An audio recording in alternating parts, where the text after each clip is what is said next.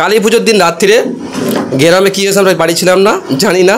কুটুম বাড়িতে ছিলাম, বাড়িতে এসে রাত 1:30টার সময় পুলিশ গিয়ে আমাদের তুলে এনেছে।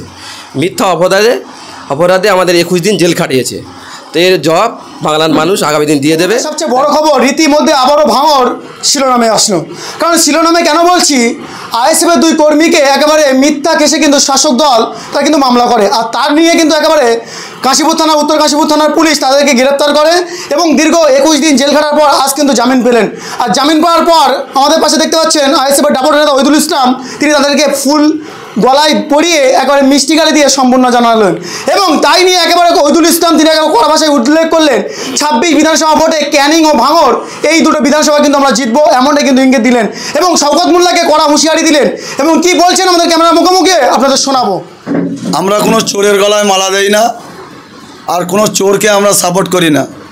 বিনা অন্যায়তে, বিনা কারণে আজকে আমার এই 2 ভাই গরিব মানুষ, এরা কাজকাম করে খায়, রাত্রেবেলা বাড়িতে শুয়েছিল, কোনো একটা ঝামেলা করেছে, টিএমসির কিছু মোস্তানরা ঝামেলা করে এনাদেরকে ধরে পুলিশ তুলে নিয়ে গেছে মিথ্যাভাবে। আজকের এই 21 দিন যাবত কি 24 দিন যাবত এনাদেরকে মিথ্যাভাবে সম্পূর্ণ জেল খাটিয়েছে।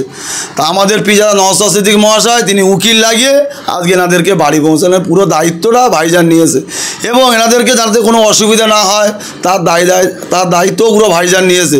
এবং আমি বলতে চাই, শাসক দল যেভাবে আমাদেরকে ধমকানি চমকানি দিয়ে, আমরা ওইসব ভয় পাই না, আমরা হাতে চুড়ি পরে বসে নেই।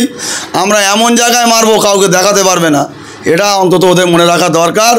ওরা কি ভাবছে আজকে এরা ভাইরা কি চুরি করে জেলে গেছে? এরা কি চোর নয় তো?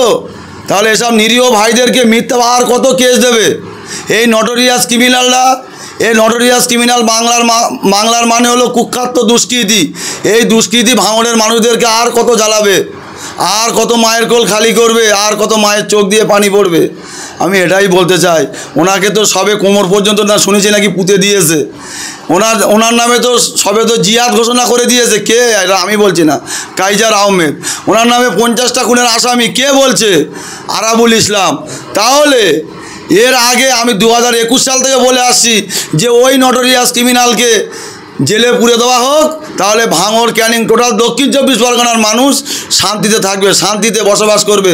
কোনো মায়ের কোল আর খালি হবে না, কারোর ঘর আর বুল্ডোজার দিয়ে ভাঙা হবে না, এবং মানুষ নির্ভয়ে কাজকর্ম করবে। এরা কি করছে? নিরীহ এইসব ছেলেগুলো কি করছে ভাই? এসব নিরীহ ছেলে ভাই, এদেরকে কেন জেল খাটাচ্ছে? ওদের ক্ষমতা হয় না, ওরা মনে করে আমাকে ওরা দুর্বল ভাবছে। কিন্তু আমাদের নেতার নাম নওশাদ সিদ্দিকী, ওদের কানের মধ্যে ফের ঢুকিয়ে নেই। আমি এটা বারে বারে বলতে চাই। আজকে SIR নিয়ে কি করছে? ওরা আতঙ্কে রেখেছে, মানুষকে ভয় দেখাচ্ছে। ওইসব ভয় আমাদের নওশাদ সিদ্দিকী করে না, আর নওশাদ সিদ্দিকীর শিষ্য আমরা ওইসব ভয় করি না। আমরা প্রত্যেকটা পাড়ায় প্রত্যেকটা বাড়ি গিয়ে আমরা পরিষেবা দেবো মানুষকে। মিথ্যাভাবে আমাদের জেল খাটিয়েছে। কতদিন? 21 দিন। কি কেসে জেল খাটিয়েছে?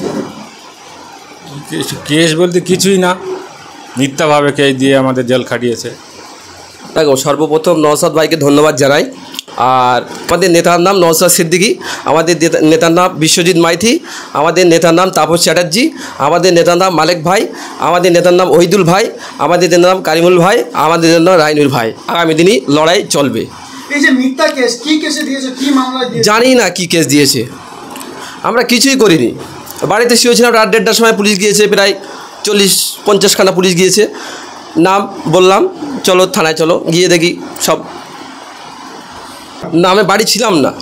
আচ্ছা, বাড়ি ছিলাম না, আমাদের মিথ্যা কেসে 21 দিন জেল খাটিয়েছে।